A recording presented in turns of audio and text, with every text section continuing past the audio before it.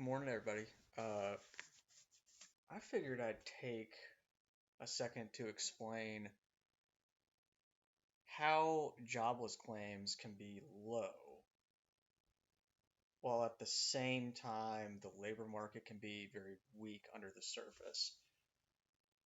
Uh, both of those things can be true at the same time, and really the reason for that is because the unemployment benefits just from a dollar standpoint, are so low these days uh, that there just really isn't any incentive to actually file for or claim those benefits. Because remember, you don't actually have to claim those benefits if you're unemployed, and they actually track that. That's called the recipiency rate. Uh, what you'll observe really over time is that uh, things like the recipiency rate, even the replacement rate, which is the average weekly benefit divided by the average weekly wage of claimants, it's been trending down for decades and really after GFC.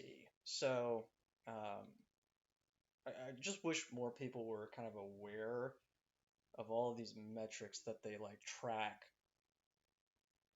around jobless claims. There's so much more than I think folks realize. And ironically, you're not going to find this information in Fred. You have to go to the DOL's website and actually pull that information. And even pulling it is it's just a very cumbersome process because you can only pull like 10 states at a time and you know in 5 year increments, and so it takes some time to uh, really pull all that information. But look, if you go do that, you're gonna see all of these trends that I'm highlighting. If I want to think about like a particular outlier in terms of a state, Florida would be the big one. I want to say their average weekly benefit is like, 260 bucks or something like that. So, uh, and if you think about that within the context of how accessible gig work is, well, you can just go be an Uber driver. How long does it take to sign up? Not long at all. I mean, most people don't even know if they qualify for unemployment benefits too. So uh, that's that's really what's happening. So there's been this kind of real disconnect between, on the one hand, you don't really have private job growth like year over year. Anytime you see that, I mean, it's virtually like, we'll call it, it's kind of like at zero. That's been a textbook recessionary signal. But then you'll have people who punt to the low jobless claims as sort of a counterpoint. And as I've just explained, the incentive just isn't there. Um, job Unemployment insurance, it's again not meant to totally replace somebody's lost wages. It's meant to be sort of a helping hand uh, when times are tough. But it's been so eroded that, again, we have an incentive issue. So look, both of those things can be true at the same time. The labor market can be weak, and jobless claims can be low at the same time. And so, I mean, folks like Neely Taminga, and she is a fantastic resource. She's the one who's been highlighting this issue. She was the first person that I saw that was shedding light on this issue. And there are obviously folks who understand this stuff way better than I do, but it's really just, like I say about a lot of things, it's just a information access issue. I think if people would just look at this like at scale across a lot of these states, you would see the same thing.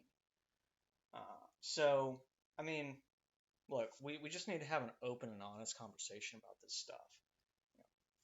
You like I said, I mean, people like Neely who are just offering up just this gold mine of information about what's actually happening. It's just great. I mean, and people like Mike Green, who that guy is super smart. He's always talking about how the birth death model is likely overstating job growth, and you can actually see that uh, when you pull like the non-sampled version of jobs, which is the QCEW. I mean, people like that. I mean, despite how crazy things are these days, can we just acknowledge that there's still some good people out there, and it doesn't stop there. I mean, like if you want to think about what's going on in housing, people like Melody Wright are phenomenal. Ulysses Awesome. A lot of the folks over at Macro Edge. I mean, really the what I'm seeing play out, and I'm certainly not the first person to uh, point this out, is the fact that what we're dealing with is just populism side effects. Inequality has gotten so bad. Um, it's really caused the divide in society to just grow wider. And so there really is no middle ground at this point. And you're just kind of seeing that uh, play out in a variety of ways throughout society. I mean, there's just self-interest are stronger than ever, right? I mean, so that's really what I see as what's happening with jobless claims, with the labor market. Um, I think it'll go down as probably, like I said, like the biggest head fake or one of the biggest head fakes in this cycle. So, again, this is not my opinion. I'm just passing along information. I've told you where I found it.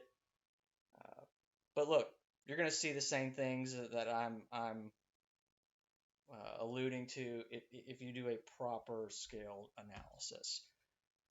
This is not really where you land or side on any issue. It just kind of is what it is, right? So let's just have an open and honest conversation about what's actually happening. All right? Okay, guys. Hope everybody has a good Sunday.